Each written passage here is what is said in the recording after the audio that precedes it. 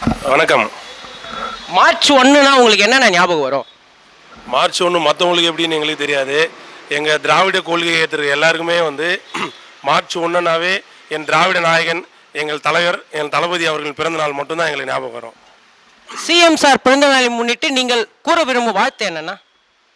CM sir பிறந்த நாள் கூறிய வாழ்த்து என்னன்னா, அவர் இன்னும் நோய் நொடி எதுவும் இல்லாமல் நல்ல ஆரோக்கியத்தோடு, உடல் ஆரோக்கியத்தோடு எங்களை வழிநடத்துறது இல்லாமல் தமிழ்நாட்டை வந்து இன்னும் மென்மேலும் ஆல்ரெடி வந்து இந்தியாவில் கம்பேர் பண்ணும்போது தமிழ்நாடு வந்து வளர்ச்சி அடைந்த மாநிலமாக இருக்குது.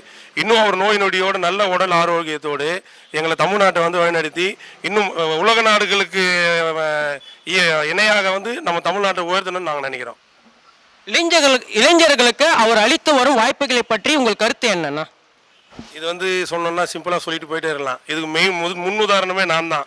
ஏன்னா நான்லாம் வந்து எந்த ஒரு அரசியல் பின்புலனும் இல்லாமல் சாதாரண அடித்தட்டு இதுலேருந்து வந்தவன். நான் வந்து சாதாரண ஒரு இளைஞர்களில் ஆரம்பித்து இன்றைக்கி வந்து மாவட்ட துணை ஒருங்கிணைப்பாளராக தகவல் தொழில்நுட்பத்தில் இருக்கேன். அந்த மாதிரி இளைஞர்களுக்கு உழைத்தால் உயர்வு தரும் ஒரே ஒரு இயக்கம் திராவிட இயக்கம் மட்டும்தான். அதனால் இளைஞர்களுக்கு வந்து என்னென்ன வாய்ப்பு திறமையை வந்து வெளிக்கொணர்றதுக்கு எவ்வளோ வந்து மாண்புமிகு முதல்வர் அவர்களும் சின்னவர் அவர்களும் தந்திருக்காங்க. அதனால் இளைஞர்களுக்கு ஒரு சிலரை மட்டும் நம்ம குறிப்பிட்டு சொல்லவே முடியாது. அது சொல்லணும்னா நேரமே பத்தாது. ஆனால் இளைஞர்களுக்கு வந்து என்னையே ஒரு ரோல் மாடல் எடுத்து நானே எடுத்துட்டு தளபதி ரோல் மாடல் எடுத்துட்டு பண்ணிட்டு இருக்காங்க. ஆனால் நம்ம சிஎம் சார் பர்த்டேக்கு என்ன கிஃப்ட் தருவீங்க? ஆல்ரெடி தலைவரே சொல்லிட்டாரு, வெல்வோம் 200 படைப்போம் வரலாறுன்னு.